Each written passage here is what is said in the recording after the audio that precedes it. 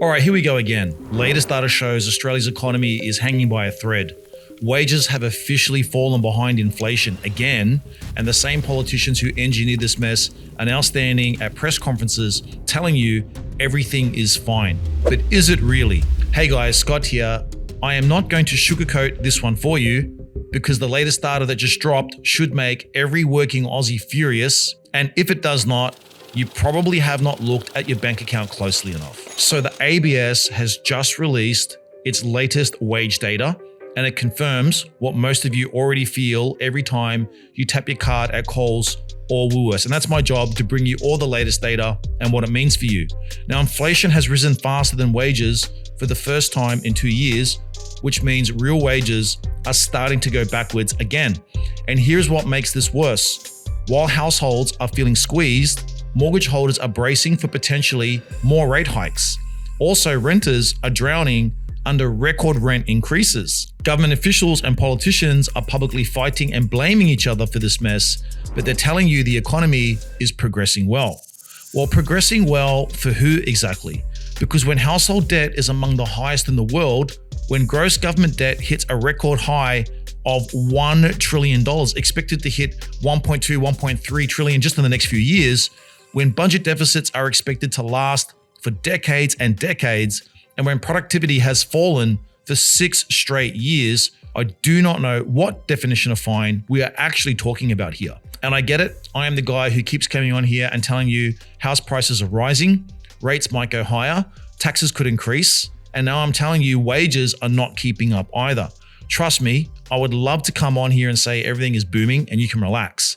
But my job is not to comfort you. My job is to show you the data so you can protect your money and make the right moves for you and the people you care about. I totally get it. You are busy. You do not have time to read 10 economic reports a day or to decode what Treasury or the government means when it says better than what we inherited.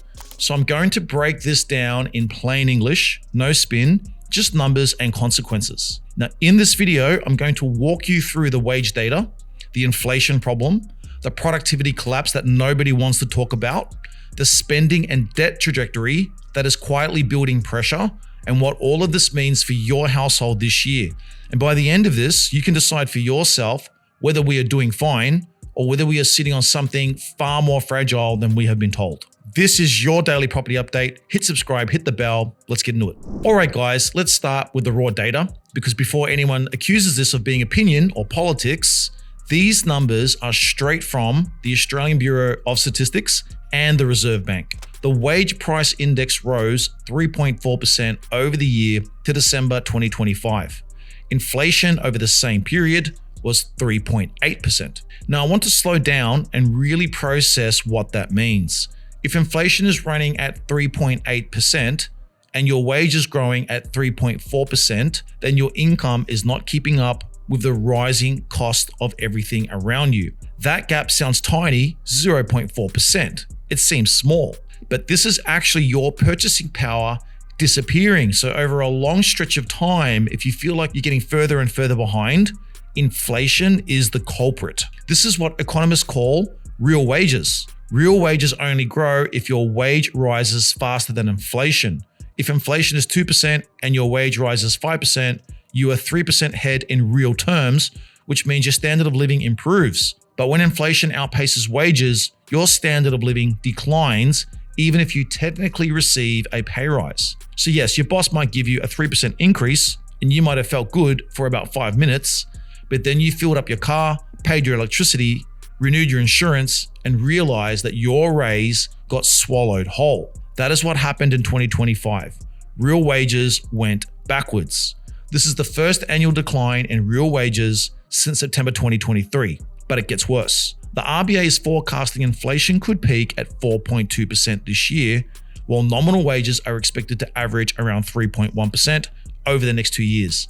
That means real wage growth is not expected to turn positive until mid next year. So let's break down where wages grew. Public sector wages grew 4%. In contrast, private sector wages grew by just 3.4%. So the government workforce outpaced inflation. The private sector, the people creating the tax revenue, did not. On top of that, the share of jobs receiving wage increases above 4% is the lowest since June 2022. So not only are wages lagging inflation, but fewer workers are getting strong increases at all. And yet when the Treasurer stepped up to speak, what did we hear? Well, he said, we would have liked to have seen real wage growth, but today's result is better than what we inherited. Better than what you inherited? That is a very low bar. He didn't say, are Aussie households better off? But are we slightly less bad than someone else used to be? This is some next level political gaslighting, guys. Now, what this government is doing is rolling out cost of living in a responsible way at the same time as we get the budget in much better condition than we inherited from those opposite. Now, this is just section 1. We have not even touched spending, productivity, or debt. All right, let's talk about the elephant in the room. Why is this happening? And when the government stood in front of the media, what did they actually say they were going to do about it? Now, former RBA Governor Philip Lowe came out and he criticized the government spending, and he said government spending is adding to inflation and could leave Aussies with lower real wages and higher interest rates. Now, yes, Lowe got the COVID rate guidance wrong. We all remember that. But on this point, he is not wrong. So what did Jim Chalmers do? Did he reflect and say maybe we need to rein it in? No. He went to the media and suggested Lowe was just bitter because he was not reappointed. This is the level we are operating at now. Personal shots instead of policy answers. Sensible, obvious policy answers. So here is the obvious question. If Lowe is just sour, what about the current RBA governor? She is in the job right now, okay? She has no axe to grind, and she has also said demand in the economy is exceeding supply. Simply put, that means there is too much money sloshing around and not enough goods and services to match it. Too many dollars chasing too few things that pushes prices up. So she's been saying the opposite of what the government has been saying. So possibly look for her to lose her job next time it comes up for appointment. Where is a big chunk of that extra money coming from?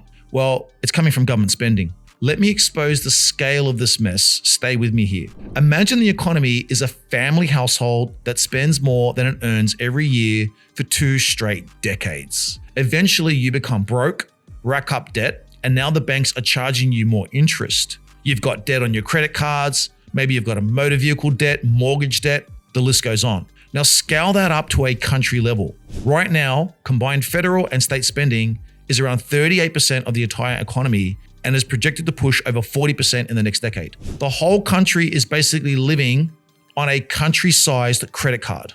By 2028, the combined budget across federal and state governments is on track to be in deficit for 20 consecutive years. And when you run deficits for that long, debt builds up.